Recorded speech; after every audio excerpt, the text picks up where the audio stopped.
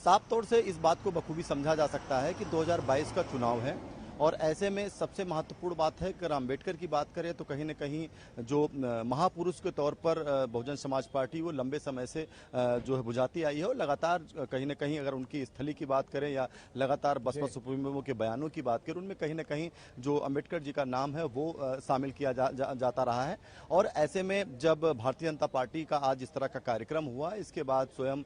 Baspa supremo को यह tweet सामने आया है। साफ तौर से उन्होंने कहा है कि ये कहीं न कहीं एक जो अम्बेडकर जी की जिस तरह से सांस्कृतिक केंद्र का जो उद्घाटन हुआ है ये एक छलावा है और भारतीय जनता पार्टी के साथ साथ समाजवादी पार्टी और कांग्रेस भी इस तरह की नाटकबाजी लगातार करती रही है। तो कहीं ना कहीं ये और उसके साथ साथ अगर हम ट्वीट की बात करते हैं तो उन्होंने साफ तौर से ये भी कहा कि 2022 का चुनाव है, कहीं ना कहीं उसके परिप्रेक्ष्य में इस तरह की चीजें सामने आई हैं और भारतीय और बहुजन समाज पार्टी इस तरह के केंद्र से किस तरह से जो है वो विरोध नहीं करती है। लेकिन क्या जो भारतीय जनता पार्टी है जब चुनाव नजदीक आता है तब इस तरह के जो कार्यक्रम करती है और इसके साथ साथ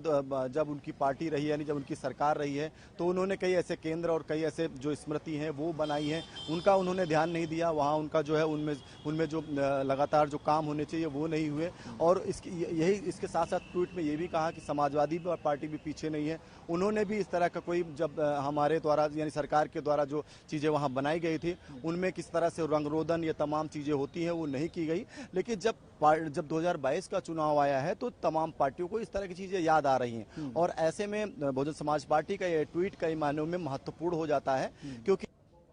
हम ही सांस्कृतिक केंद्र का जिस तरह से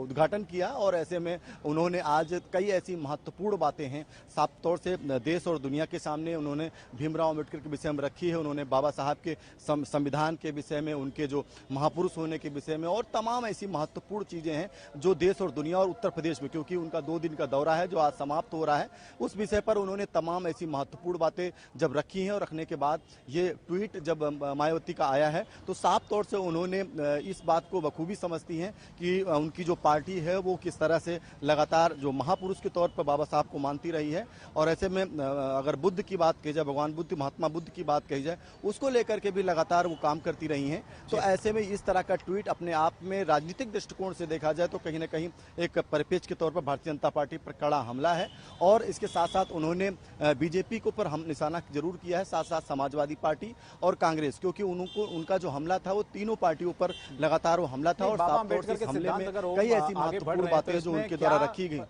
परेशानी होनी चाहिए मायावती को इसमें?